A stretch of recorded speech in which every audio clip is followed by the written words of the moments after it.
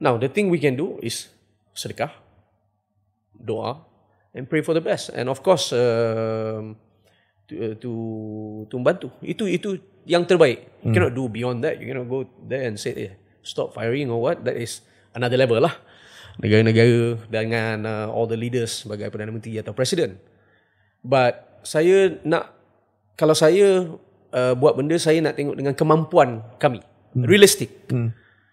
So, macam contoh, the Johor Royal Family every year bagi at least almost about 200 million ringgit sumbangan kepada rakyat Johor.